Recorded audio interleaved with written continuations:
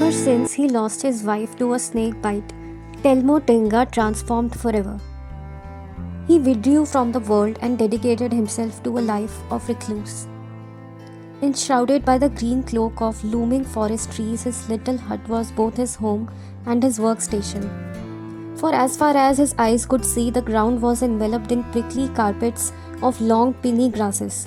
Shooting from within these grasses, giant trees rose proudly, spreading their gnarly branches like veins of a monster's claws trying to possess the blue canvas of the sky. On most days, there wasn't any animal in sight, let alone a human. A small cloud constantly hovered above his hut, raining down a perpetual drizzle on everything that lay, stood, or hung inside his hut, an unrelenting reminder of the intense sorrow that lingered in his heart.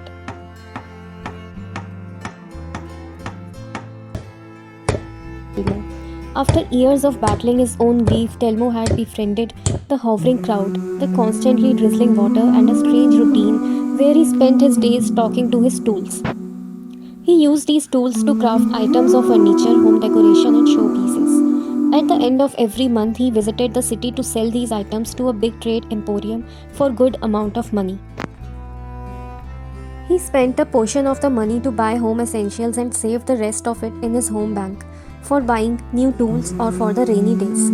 Rest of the days he spent his time interacting with his tools. The tools, like his family members, listened to his thoughts, his laments, his sorrows, his memories, his happinesses. While he banged their tips on sheets of metal or rubbed their blades against blocks of wood or pummeled ornamented designs with veneer, the tools listened to his stories with patience. One morning, when he woke up to look into the mirror, horror struck him. The mirror was missing. There was just wall, plain mud-colored wall in front of his eyes. This wasn't, however, what horrified him. What horrified him was what he saw when he lifted his gaze.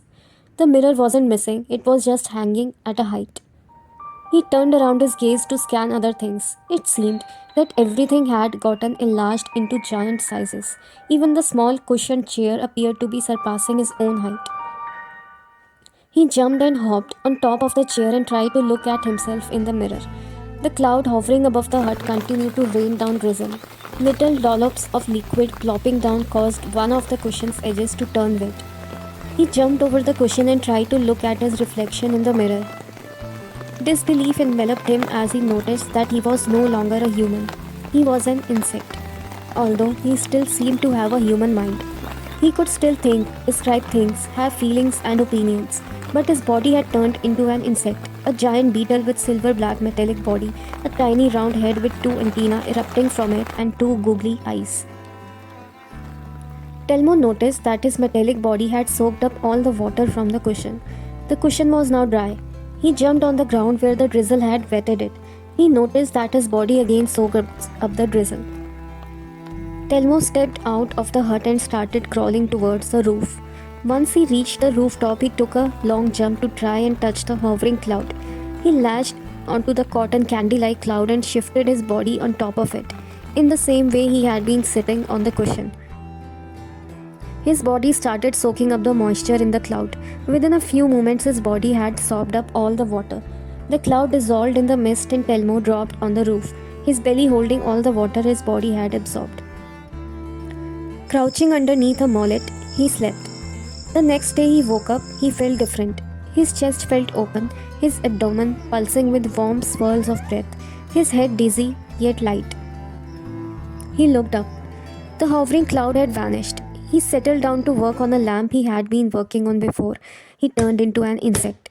He tried to talk to his tools, but the tools wouldn't respond, as if their squeaky, creaky voices had died, along with the hovering cloud. Extreme silence jolted Telmo into an intense pang of loneliness and longing. He couldn't hold back anymore. He slumped down on the ground and burst into tears. He kept crying until evening, then sat there gazing at the fleeting colors of the sky. Golden, orange, pink, purple, blue, black. Night had set in. He walked inside the hut and embraced his late wife's photos.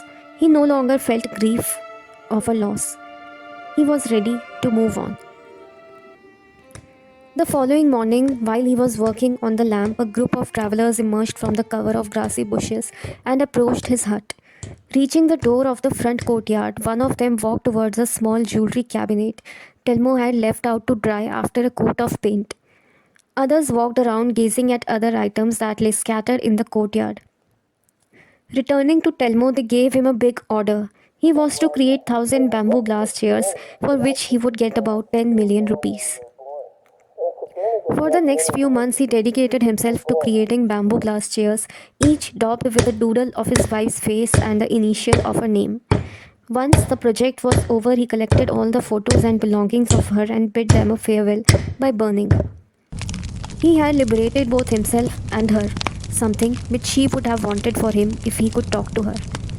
He assembled his ash in a tub, poured it in the forest river, and walked away, seeking a new partner and his dreams of success. Apart from being interesting and entertaining, the tale of Telmo Tenga is a fantastic example that illustrates a storytelling concept popularized by Gabriel Garcia Marquez. Called magical realism, the concept, as its name suggests, is a writing strategy where elements of magical or supernatural words are presented as natural parts of realistic world, often with a very mundane and matter-of-fact tone or realistic setting. The concept allows the writer to explore the realm of magic to illuminate what is real.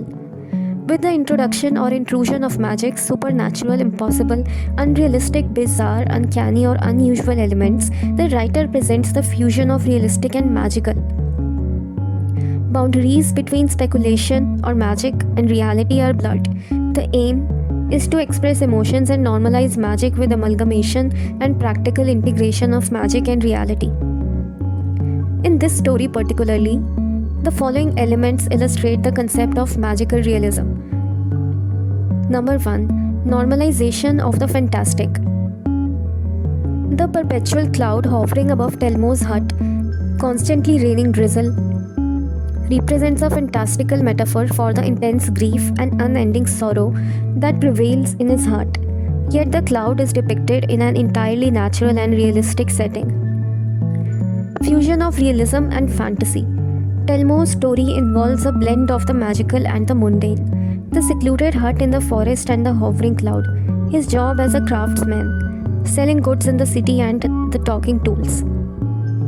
Anthropomorphism with magical tools as a coping mechanism. Telmo's core routine, where he talks to his tools as if they were his family members or friends, represents anthropomorphism, a concept where human characteristics are attributed or projected to non-human entities. While drenched in extreme isolation and profound grief of losing his wife, Telmo uses these magical talking tools as a psychological coping strategy. The loss of the cloud and the subsequent silence of the tools at the end represents his mind no longer needing to project that connection. The coping mechanism is dissolved because his grief is gone. Thermodynamics and phase transition. The insect transformation and metamorphosis.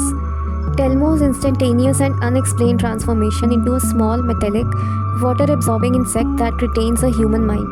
This radical, magical, or dreamlike physical change is presented as a simple or realistic event.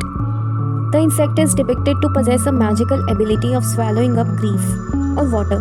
This small metallic creature soaks up the moisture from the cushion, the ground, and finally the hovering cloud. This element depicts the scientific concept of thermodynamic equilibrium. With the act of physically absorbing the energy of grief, Telmo's body naturally arrives at a state of emotional stability or thermodynamic equilibrium, thereby transforming into a healed state. Magical companionship and extreme ecology.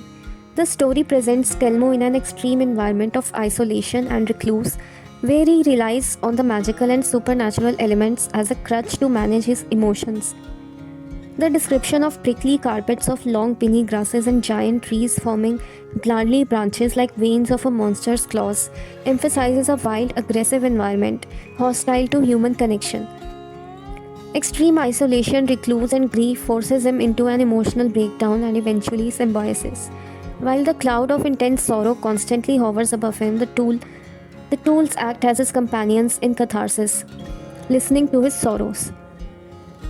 When the cloud finally bursts, his reality collapses and he is jolted into a rapid symbiosis. Turning into an insect, which essentially is a materialization of his sorrow, he drinks up the grief and moves on into radical acceptance. Eventually, his reality starts to shift. He begins to heal. He receives a big order and he feels ready to move on into a new life, a transformed version of himself. Telmo's journey from paralyzing grief to emotional liberation with the magical happening serves as symbols of his internal state and necessary steps towards healing. His old biology, his old ecosystem, his old mind are now just history. By the end of the story, Telmo turns into an entirely new person. So basically, the story uses the elements of magic and fantasy to shift his reality from old to new. This fusion and intersection of realism and magic is what marks this storytelling device.